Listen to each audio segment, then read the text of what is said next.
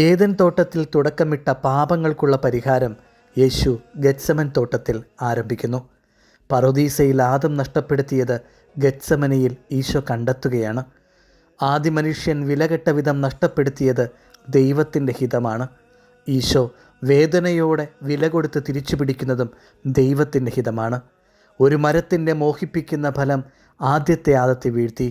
എന്നാൽ വീണ്ടെടുപ്പിൻ്റെ കുരിശുമര ചുവട്ടിലാണിപ്പോൾ രണ്ടാമത്തെ ആദം. പറുദീസ അനുസരണക്കേടിൻ്റെ തോട്ടമായിരുന്നു. എന്നാൽ ഗെത്സമനയാകട്ടെ അപാരമായ അനുസരണത്തിൻ്റെ വിധേയപ്പെടലിൻ്റെ തോട്ടമായി മാറുന്നു. യൂദാസിൻ്റെ ചുംബനത്തിൻ്റെ സ്നേഹമൂല്യത്തെ സംശയനിഴലിലാക്കി. കൈകൊടുക്കലും കെട്ടിപ്പിടുത്തവും ചുംബനവും ഇനി അങ്ങോട്ട് സ്നേഹത്തിൻ്റെ ഉറപ്പുകളല്ല. എന്നാൽ യേശുവിൻ്റെ കുരിശ് സ്നേഹത്തിൻ്റെ അസാധാരണവും വിലപ്പെട്ടതുമായ സ്നേഹത്തിൻ്റെ പ്രതീകമാണ്. കുരിശിൻ്റെ ചുവട്ടിൽ സഹിച്ചു നിൽക്കുന്നവരുടെ സ്നേഹം ആരും സംശയിക്കില്ല. കാരണം കുരിശെടുത്ത് ഒപ്പം നിൽക്കുന്നവർക്ക് സ്നേഹത്തിൻ്റെ പട്ടികയിൽ എന്നും പ്രഥമ സ്ഥാനമാണ്.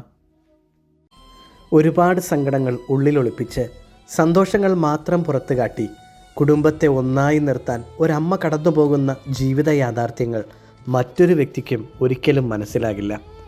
ഭൂമിയോളം താഴാനും സ്നേഹം കൊണ്ട് മനസ്സുകളെ കീഴടക്കാനും അമ്മയോളം മറ്റാരുണ്ട്?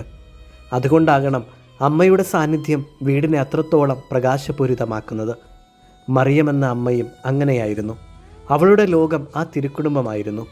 കുടുംബങ്ങൾ തിരുക്കുടുംബങ്ങളാക്കാൻ വീട് തങ്ങളുടെ ലോകമാക്കി മാറ്റുന്ന ഓരോ അമ്മയ്ക്കും മറിയത്തിൻ്റെ മുഖം തന്നെയാണ്. ഉള്ളുനിറയെ സ്നേഹമായിരുന്നു. എന്നാൽ ആവശ്യ സമയത്ത് ആ സ്നേഹം പ്രകടിപ്പിക്കാൻ കഴിഞ്ഞില്ല. സ്നേഹമില്ലാഞ്ഞിട്ടല്ല തള്ളിപ്പറഞ്ഞത്, സ്നേഹത്തെ തോൽപ്പിക്കുന്ന ഭയം ഉള്ളിലുണ്ടായിരുന്നതുകൊണ്ടാണ്.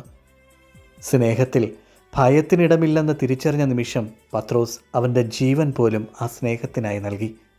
സ്നേഹമുള്ളിലുണ്ടെന്ന് പറയുകയും അത് പ്രകടിപ്പിക്കാതിരിക്കുകയും ചെയ്താൽ എന്താണ് പ്രയോജനം?